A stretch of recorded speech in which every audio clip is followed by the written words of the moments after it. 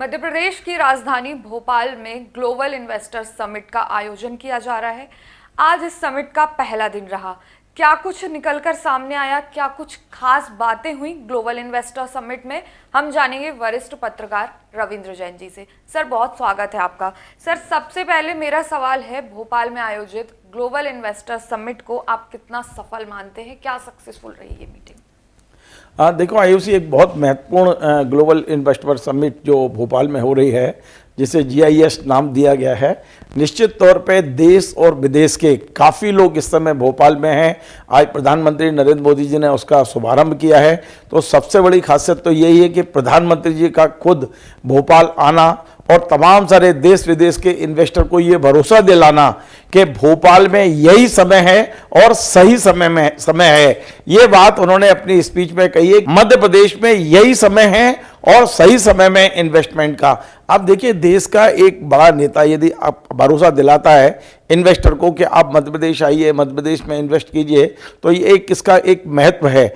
हमने जितने भी इन्वेस्टर मीट देखी, नेता बहुत आते थे, लेकिन इस बार की इन्वेस्टर मीट में मुझे कुछ उम्मीद दिखाई दे रही है, रोशनी की कहना चाहिए एक किरण दिखाई दे रही है। मुझे लगता है कि मध्य प्रदेश में इसका दूरगामी काफ़ी असर होगा। यद्यपि इन्वेस्टमेंट की बात करें आयुषी, तो आज यदि कोई व्यक्ति घोषणा करता है, फिर स्कीम बनाता है, लोन लेता है, जमीन लेता है, उसके बाद तमाम सारी इस पूरे प्रोसेस में उसको टाइम लगता है। और मुझे लगता है कि इस जो आज इन्वेस्टर मीट हो रही है, इसका असर हमको करीब करीब साल बाद, 1.5 साल 2 साल बाद दिखाई देगा। लेकिन निश्चित तौर पे ये मध्य प्रदेश के लिए एक बहुत बड़ा नींव का पत्थर साबित हो सकता है। सर, आज पहला दिन था, निवेश के कितने ऑफर्स आए हैं मध्य प्रदेश में? देखो आयुषी, मेरे पास जो सूची अभी मेरे को जो पता चला है, जिसमें गौतम अडानी के बारे में बड़ी खबर है कि उन्होंने 1,10,000 करोड़ के निवेश की बात की है। हालांकि ये भी 4-5 साल में होगा। इन्होंने जो निवेश की बात की है वो माइनिंग में की है, स्मार्ट व्हीकल में की है, थर्मल एनर्जी में की है। इसके अलावा NTPC ने 2 गीगावाट का नवकरणीय विद्युत उत्पादन पर फोकस किया है और इन्होंने 1,20,00,000 करोड़ की बात की है। तो आप देखिए, करोड़ रुपए के इन्वेस्टमेंट के प्रस्ताव हैं। इसके अलावा NTPC में न्यूक्लियर जो है ना, ग्रीन फील्ड पावर एनर्जी की भी बात हुई है, इसमें 80,000 के इन्वेस्टमेंट की बात है। रिलायंस इंडस्ट्री ने जैव ईंधन आधारित जो प्रोजेक्ट है उसमें 60,000 करोड़ की बात की है। आवादा ग्रुप ऑफ कंपनीज ने सौर पवन और हाइब्रिड पंप, हाइड्रो और बैटरी जो स्टोरेज, इस पर 50,000 करोड़ रुपए के इन्वेस्टमेंट का प्रस्ताव दिया है। पावर फाइनेंस कॉर्पोरेशन ने भी करीब 26,800 का दिया है। टोरेंट पावर लिमिटेड ने 26,500 का दिया है। ग्रामीण विद्युतीकरण 21,000। ये तो देखिए क्या है, ये सब ज़्यादातर कई कंपनियां ऐसी हैं इसमें जो भारत सरकार से संबंधित हैं, NTPC वगैरह, और ये काम तो सतत चलने वाली प्रक्रिया है। इसमें एक जो है NHAI ने भी 1,00,000 करोड़ रुपए। तो ये 9-10 कंपनियों के अभी जो प्रारंभिक तौर पे हमारे सामने आए हैं, वो लगभग 6,00,000 करोड़ रुपए के इन्वेस्टमेंट की बात आ रही है। लेकिन अभी बहुत जल्दबाजी है। अभी जब मैं आपसे बात कर रहा हूं, ये मोटे तौर पर जिनसे हमारी चर्चाएं पहले से हो रही थी, उसी चर्चा के अनुसार ये बातें आगे बढ़ी हैं। लेकिन वास्तव में क्या निकल के आएगा, इसको थोड़ा सा टाइम लगेगा। आज अभी 8-9 बजे तक कुछ और रिजल्ट आएंगे और कल बहुत महत्वपूर्ण घोषणाएं होने की संभावना है। क्योंकि मैं इसे बताऊं, बहुत सारे करीब 60 देशों के लोग इस समय यहाँ हैं। कहीं का हाई पावर कमीशन आए हुआ है, कहीं के कुछ राजदूत आए हुए हैं, कहीं के इन्वेस्टर आए हुए हैं। तो निश्चित तौर पर यहाँ आए बहुत लोग हैं, लेकिन इनका कितना रिजल्ट आएगा वो अभी थोड़ा हमें वेट करना पड़ेगा। कितने देशों के निवेशक आए हैं सर? और एक और सवाल, प्रधानमंत्री के आने से इस समिट पर क्या असर हुआ है?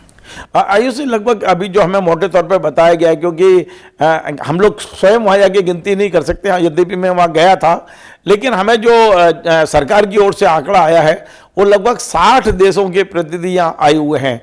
और सबसे बड़ी बात है कि प्रधानमंत्री जी का इस समिट को उद्घाटन करने आना एक तरह से देश विदेश के इन्वेस्टर को गारंटी देना है।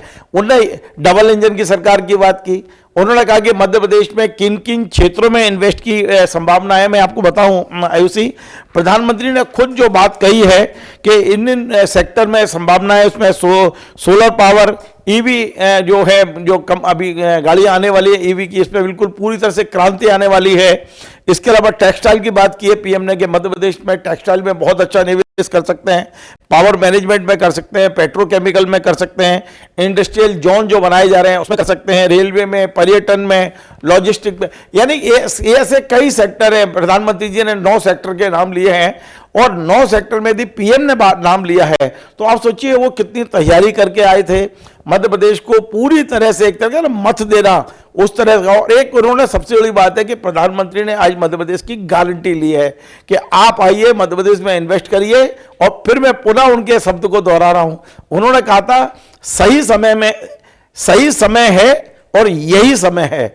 आप सोचिए मध्य प्रदेश में इन्वेस्ट करने के लिए सही समय है और यही समय है, ये प्रधानमंत्री जी ने कहा है। बड़ा उनकी बात को बड़ा गंभीरता से लेना चाहिए। निश्चित तौर पे मध्य प्रदेश को लेकर उनका जो फोकस था, जो बातें उन्होंने कही हैं आज की स्पीच में, ये इन्वेस्टर को आकर्षित करने वाली तो हैं।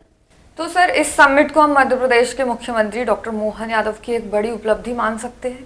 हाँ, देखिए निश्चित तौर पे डॉक्टर मोहन यादव के नेतृत्व में हो रहा है तो उपलब्धि उन्हीं की मानी जाएगी।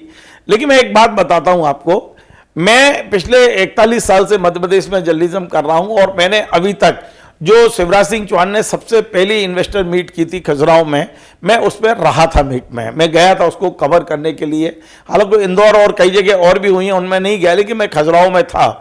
और मैंने जो चीज़ महसूस की है आयुषी, पिछले 15 साल पहले हमारे जो अधिकारी, IAS अधिकारियों का जो एटीट्यूड था इंडस्ट्रीज के बारे में, निवेशकों के बारे में, उसमें बदलाव आया है। पहले अड़ियल स्वभाव था, अड़ंगे लगाने का स्वभाव था, नियम प्रक्रिया इतनी जटिल बना दी गई थी कि इन्वेस्टर आता था, आपकी नियम प्रक्रिया देखिए उलझ जाता था। कई लोगों ने निवेश करने की कोशिश की मध्य प्रदेश में, लेकिन वे आके फंस गए, रोने लगे कि हम कहाँ फंस गए, क्योंकि इतनी अनुमतियाँ। इस अनुमतियों के बाद आयुषी क्या होता था कि जिस क्षेत्र में इन्वेस्टमेंट करने वो आया है, जहाँ इंडस्ट्री लगा रहा है, वहाँ का पार्षद परेशान कर रहा है, वहाँ का सरपंच परेशान कर रहा है, अनुमतियाँ नहीं दे रहा है। वहाँ के विधायक जी पहुँच गए कि साहब मेरी पार्टी का खर्चा है, मुझे थोड़ा खर्चा दे दीजिए। वहाँ के सांसद ने तमाम तरह के अड़ंगे लगाए। मैं ये बात सच बता रहा हूँ, आप यदि इसका वो करेंगे, इन्वेस्टर जब दुखी हो जाता है तो तय कर लेता है कि अब हम मध्य प्रदेश की तरफ मतलब मुंह करके भी नहीं सोएंगे, उस तरह की बात करता है। लेकिन अब इन 15 सालों में काफी परिवर्तन आया है और मैं देख रहा हूं कि पहली बार, मतलब जो डॉक्टर मोहन यादव की सरकार में, मैं पहली बार अधिकारियों के एटीट्यूड को देख के वाकई हतप्रभ हूं। इतना पॉजिटिव और इतना सकारात्मक जो उनका नेचर बदला है अधिकारियों का, यदि यही नेचर बना रहेगा तो मध्य प्रदेश में निवेश आएगा। हमने देखा आयुषी के जब बल्लभ भवन में अधिकारी अपना ब्रीफकेस लेके खड़ा रहता था मिलने के लिए और IAS अधिकारी उसको मिलने का टाइम नहीं देते थे, तब हम कहते थे कि निवेश कैसे आएगा। दूसरी ओर गुजरात में जब नरेंद्र मोदी जी मुख्यमंत्री थे, यदि आप 25 पैसे 50 पैसे के पोस्ट कार्ड पर कोई प्रस्ताव भेज दीजिए तो वहां के अधिकारी आपको परेशान कर देते थे कि आप आइए, आपको बताइए किस गाड़ी से आ रहे हैं, गुलदस्ता लेके खड़ा है, आपको समझाएगा किस किस सेक्टर में काम कर सकते हो आप। तो उसका परिणाम गुजरात ने देखा, गुजरात में कितना निवेश हुआ, गुजरात कितना आगे बढ़ा, गुजरात ने कितना विकास किया। वही एटीट्यूड अब हमें मध्य प्रदेश में भी दिखाई दे रहा है। मध्य प्रदेश में इस बार जितने इन्वेस्टर आए हैं, हर एक के साथ प्रोटोकॉल के तहत एक अधिकारी लगाया गया है। पटवारी है, RI है, नगर निगम के अधिकारी उसके साथ लगाए गए हैं, उसे घुमा रहे हैं, उसके समझा रहे हैं। और इन अधिकारियों की ट्रेनिंग हुई है आयुषी, इन्हें बाकायदा समझाया गया है कि आप जिस निवेशक के साथ हम आपकी ड्यूटी लगा रहे हैं उसे मध्य प्रदेश की पॉजिटिविटी बताइए। मध्य प्रदेश में क्राइम नहीं है, मध्य प्रदेश में पानी है, मध्य प्रदेश में बिजली है, एक्सेस बिजली है हमारे पास, मध्य प्रदेश में लैंड है हमारे पास। तो ये तमाम सारी चीजें हैं। केवल एक चीज आयुषी हमारे यहाँ माइनस है, सब कुछ प्लस है। मैं आपको बता रहा हूं, एक चीज हमारे यहाँ माइनस है और वो है भ्रष्टाचार। यदि डॉक्टर मोहन यादव ने सख्ती से इस पर कंट्रोल कर लिया तो मध्य प्रदेश में निवेशक को आने से कोई नहीं रोक सकता। मैं आपको बता दूं, हमारे पास लैंड बैंक बहुत है, बहुत हमारे पास लेबर है, बहुत प्रशिक्षित लेबर है। हमारे पास में क्राइम बिल्कुल नहीं है मध्य प्रदेश में। क्राइम, मैं ये तो नहीं कहता बिल्कुल नहीं है, लेकिन मध्य प्रदेश में क्राइम बहुत कम है अन्य राज्यों की अपेक्षा। हाँ, यदि ये जो नेता हैं और ये जो वसूली करते हैं और ये जो अधिकारी है छोटे लेवल पर कि हम ये अनुमति देने की हमें इतना पैसा चाहिए, इस पर कंट्रोल किया जाए तो बहुत अच्छा होगा। एक बहुत बड़ा काम जो अभी आपने मुझसे कहा कि डॉक्टर मोहन यादव को क्रेडिट जाता है, तो मोहन यादव को इसलिए क्रेडिट जाता है कि हमारे यहाँ अभी भी, मतलब शिवराज सिंह सरकार 20 साल रह के गई है, बीच में कमलनाथ जी की आई थी। हमारे यहाँ एक निवेशक को एक इंडस्ट्री लगाने के लिए 33 तरह की अनुमतियां चाहिए होती थी। आप सोचिए, उसकी चप्पल घिस जाती थी वो अनुमतियां लेते लेते। और अनुमति आप जानते हैं जिस अधिकारी की टेबल पे अनुमति देने की फाइल जाती है, वो इशारा करता है वजन रखो, यानी कि आप पैसा दो तो मैं आगे बढ़ाऊं। क्या एक इन्वेस्टर आपके यहाँ इन्वेस्ट भी कर रहा है, रोजगार भी दे रहा है, पैसा लेके आ रहा है, और उसके बाद में उसे अनुमतियों के लिए वजन रख सुनने को मिलता है।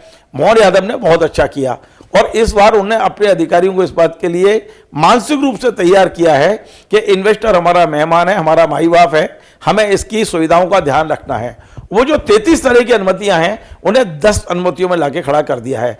अब केवल 10 तरह की अनुमतियां होंगी। अब यदि मोहन यादव जी एक काम और कर दें कि इन 10 अनुमतियों को भी सिंगल विंडो पे ले आए, वो सिंगल विंडो यानी कि बेशक 10 विभाग हों, उन 10 विभाग के अधिकारी एक ही स्थान पर बैठे हैं। यदि एक आवेदन आया है किसी इन्वेस्टर का तो उसको 10 विंडो पे नहीं जाना पड़े, एक ही विंडो पे उसके पूरे के पूरा परिणाम मिले, उसको पूरी की पूरी अनुमतियां एक जगह से मिले। यदि ये हम करने में सफल होते हैं तो निश्चित तौर पे मध्य प्रदेश पे निवेश आएगा।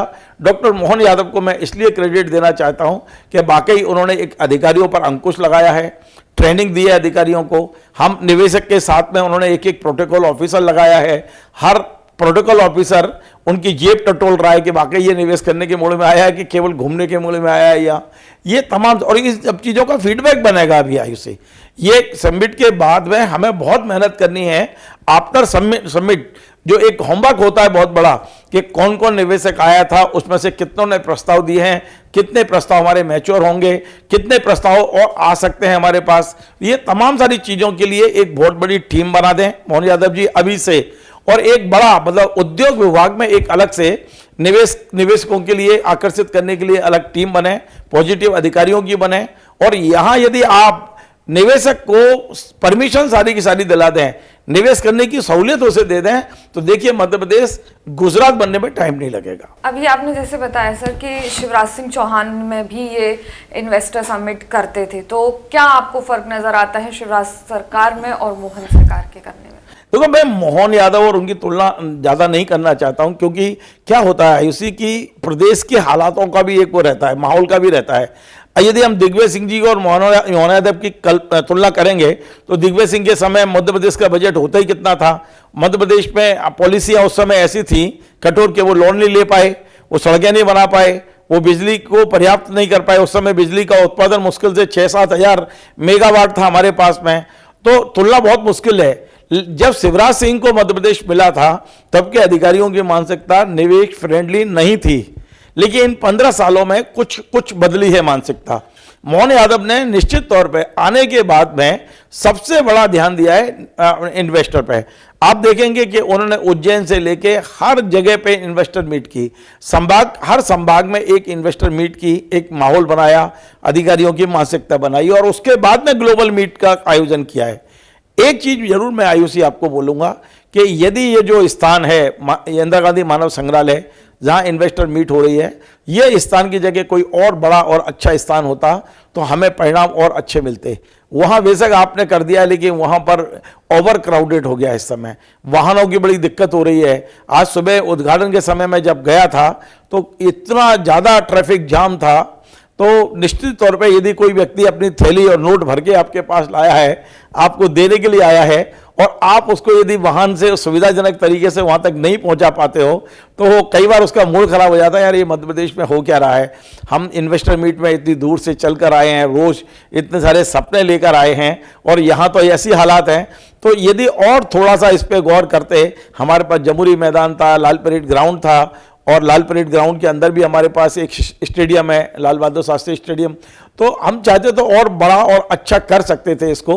लेकिन ठीक है, एक चीज़ जो हो गई है उसको तो बदल नहीं सकते हैं। लेकिन निश्चित तौर पे शिवराज जी और उनके अंतर यही आया है कि शिवराज जी के समय नौटंकी कुछ ज़्यादा ही होती थी। हम लोग इवेंट पे ज़्यादा ध्यान देते थे और बाकी जो रिजल्ट है उस पर ध्यान कम देते थे। अब मुझे लगता है कि इस बार इवेंट पे तो ध्यान दिया ही गया है, रिजल्ट पे और ध्यान दे दें ये लोग, तो मुझे लगता है कि इनका नाम भी होगा, और मध्य प्रदेश में निवेश के मामले में जो इतिहास लिखा जाएगा, मोहन यादव जी का नाम निश्चित तौर पर लिखा जाएगा। सर एक आखिरी सवाल, विपक्ष और कुछ लोग इसे फिजूल खर्ची बता रहे हैं, क्योंकि जब समिट की तैयारियां शुरू हुई तो करोड़ों रुपए खर्च करके भोपाल की सड़कों को तक पूरे शहर को दुल्हन की तरह सजा दी गया। इतना ज्यादा इस पे खर्चा किया गया है तो लोग इसे, खासकर विपक्ष, से फिजूल खर्ची बता रहे हैं। क्या कहेंगे इस पर? देखिए, निश्चित तौर पे विपक्ष अपना काम करता है, उसका काम है ये सब करने का, और किसी भी सरकार की किसी भी चीज़ की समीक्षा करना, उसके गुण दोष देखना, ये विपक्ष का काम है, वो करेगा।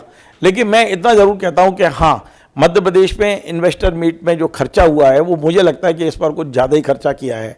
लेकिन ठीक है, इससे मध्य प्रदेश में खासकर भोपाल शहर को चमकाने का काम हुआ। लंबे समय बाद हमारी सड़कें चमचमा गई हैं। इस समय हर तरह की सुविधा मध्य प्रदेश भोपाल के निवासियों को मिल रही है। सबसे ज़्यादा पैसा तो वहीं खर्च किया गया है जहां आपका ये ऑफिस है।